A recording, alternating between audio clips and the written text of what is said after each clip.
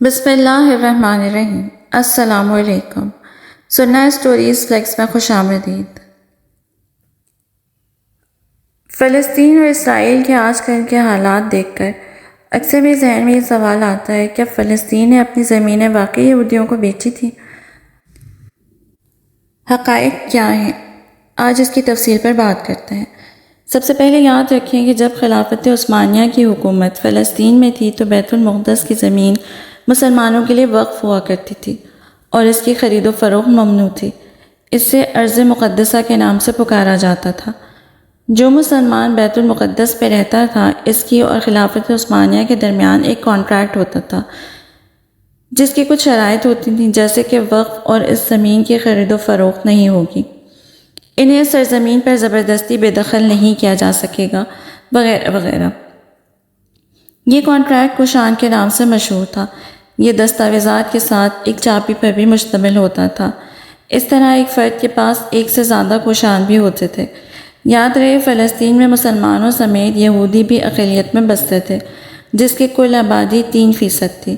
خلافت عثمانیہ کے سقوط کے بعد برطانیہ جب قابض ہوا تو انگریز نے قابض کے بجائے لفظ مینڈیٹ کا اصطلاح استعمال کیا اور یہ باور کروایا کہ گویا عثمانی قابض تھے، اب آزادی دلوانے آئے ہیں۔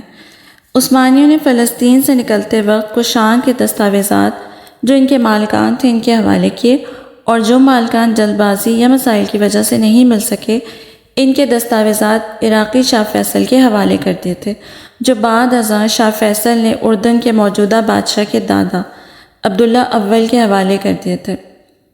برطانوی قبضے کے بعد برطانیہ نے دنیا بھر سے یہودیوں کو فلسطین میں اکٹھا کرنا شروع کر دیا اور زمینیں ان کے حوالے کرنا شروع کر دیں۔ ظاہر ہے، جب حکومت نہیں رہی، ریاست نہیں رہی، تو برطانوی حکومت کوئی بھی جھوٹ گھڑ لے، کیا فرق پڑتا ہے؟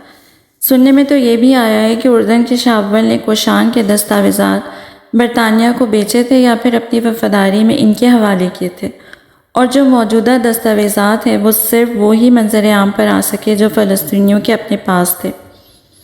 1924 سے 1948 تک برطانیہ یہودیوں کو فلسطین میں جمع کرتا رہا اور نکلنے سے پہلے اسرائیل مملکت کا اعلان کر کے نکلا، جبکہ فلسطینیوں کے پاس کوئی سلطنت تھی، نہ کوئی ریاست، نہ حکومت، نہ فوج، نہ ہی عدلیہ۔ بس دنیا میں ایک نام تھا کہ فلسطین نام کا ایک ملک بھی موجود ہے۔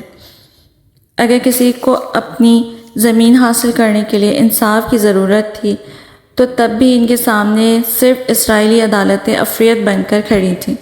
ایسی صورت میں اپنی زمین بیچنے والا بیانیہ اور عثمانی کوشان دستاویزات کے بجائے برطانوی دستاویزات کو مصدور اور موثوق سمجھ کر فیصلہ کرنا کہ فلسطینیوں نے اپنی زمین خود بیچی، ماں سوائے اسرائیلی اور برطانوی استعماری بیانیے کے کچھ بھی نہیں، اور جو بھی ایسا کہتا پایا جائے اس کے منہ پر تماچا رسید کرنا چاہیے کہ عثمانی کوشان دستاویزات پہ بات کرو۔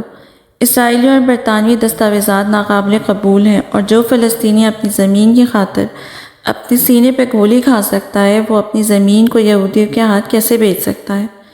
دوسری بات، جو زمین فلسطینیوں کے لیے بیچنا ممنوع تھی، وہ یہودیوں کو کیسے بیچی جا سکتی ہے؟